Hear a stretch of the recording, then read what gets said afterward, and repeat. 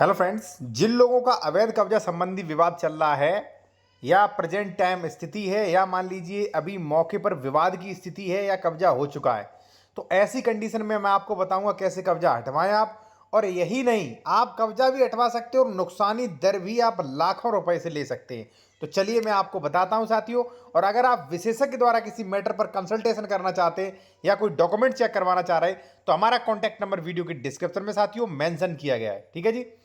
देखिए साथियों, सबसे पहले जो हम बताएंगे वो इस टॉपिक कि 6 माह के अंदर आपको कब्जा हटवाने के लिए केस लाना होगा।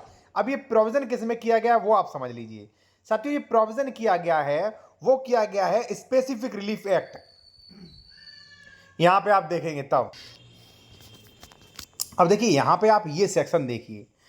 अगर आपको बेकब्जा किया गया है तो ये फर्स्ट में बताऊंगा, सेकंड पॉइंट पर बताऊंगा अगर मान लीजिए मौके पर तत्काल विवाद है, और थर्ड पॉइंट पर मैं आपको बताऊंगा साथियों कि अगर मान लीजिए कृषि जमीन पर विवाद है, कब्जा कर लिया है, तब कैसे हटवाएं, कैसे नुकसानी दर लें। ठीक है। सबसे पहले साथियों यहां पे आप देखेंगे स्थावर संपत्ति से बेकब्जा किए गए व्यक्ति द्वारा वाद।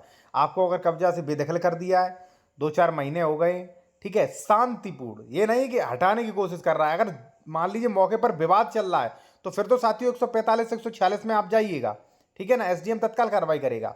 और अगर मान लीजिए हटा दिया है, ठीक है, विवाद की स्थिति नहीं है, तो यहां पे आप देख सकते हैं यदि कोई भी व्यक्ति संपत्ति अपनी संपत्ति बिना स्थावर संपत्ति विधि के समय अनुक्रम से अन्यथा बेकब्जा कर दिया गया है तो वह अथवा कोई ऐसा व्यक्ति जिसके माध्यम से उसका कब्जा रहा है अथवा उसके व्युत्पन्न अधिकार द्वारा दावा करने वाला कोई भी व्यक्ति किसी अन्य ऐसे हक के होते हुए भी ऐसा वाद खड़ा किया जा सके उसका कब्जा वाद द्वारा प्रत्युद्ध कर सकेगा। देखिए लॉ की भाषा है, थोड़ी जटिल है। मैं आपको सीधा बता दूं आपको कि भाई कि अगर आपको बेदखल कर दिया गया है या आपके किराएदार रह रहे थे उन्हें बेदखल कर दिया तो आप ही का कब्जा माना जाएगा बेदखल। ठीक है ना।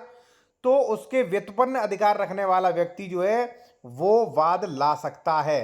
अब बेकब्जा किए गए तारीख के 6 महीने के बाद जो है वो अपना केस ला सकता है। मैं सबसे पहले तो कहूंगा ये बुक वाले मूर्ख होते हैं, ऐसी बुक बनाते हैं, इतनी जटिल भाषा करते हैं, कानून बनाने वाले पता नहीं कैसी भाषा लिखते हैं। ये बेहतर लोग, मैं आपको बताऊं सीनियरों को समझ में नहीं आता है। ठीक है ना।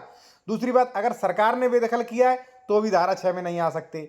ठीक है। यहां पे आप देख सकते हैं कि इस धारा के अधीन संस्थित किसी भी बात पारित किसी भी डिक्री आदेश से न तो कोई अपील होगी और ना आदेश डिक्री का कोई प्रलोभन होगा। ठीक है। इस धारा के अधीन कोई भी व्यक्ति ऐसी संपत्ति पर अपना हक स्थापित करने के लिए वाद लाने के लिए कब्जे का प्रत्युत्तरण करने से वर्जित नहीं करती। यानी कि साथियों इसका मतलब यह भी है कि अगर मान लीजिए आपने 6 महीने से अधिक हो गए, आप केस नहीं ला पाए तो कोई दिक्कत नहीं, आप इसमें ला सकते हैं धारा 5 में टाइटल सूट। ठीक है ना। ये धारा 6 इसीलिए है, आपको कब्जा से हटा दिया तो 6 महीने के अंदर दोबारा कब्जा पाने के लिए आप केस चले जाइए। ज्यादा हो गया तो फिर आप कब्जे का प्रत्युत्तरण है। ठीक है ना, यहाँ पे आप देख सकते हैं 5 में आ सकते हो। ठीक है जी।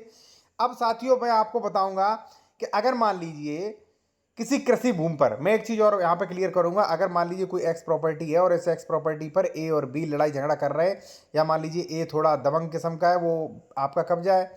ठीक है। ए आपको हटाना चाहता है, लड़ाई झगड़ा करना चाहता है तो 145 का जो है आप नोटिस दे सकते हो। ठीक है ना, मतलब 145 की कार्रवाई कर सकते हो। ठीक है। 145 की कार्रवाई ये हमारी ई बुक में दी गई है। यहाँ पे देखिए जमीन विवाद धारा, सीआरपीसी आवेदन पत्र, ठीक है, और ये सब कुछ मिलेगा यहाँ पे। अवैध कब्जा हटवाने के लिए ड्राफ्टिंग, ठीक है, घोषणात्मक वाद, कब्जाधारी की बेदखली। ठीक है। तो अगर आप लेना चाहें ये बुक भी ले सकते हैं। तो साथियों मैंने क्या बताया, अगर आपकी कृषि जमीन पर है तो आप धारा 134 में बेदखली के लिए वाद ला सकते हैं।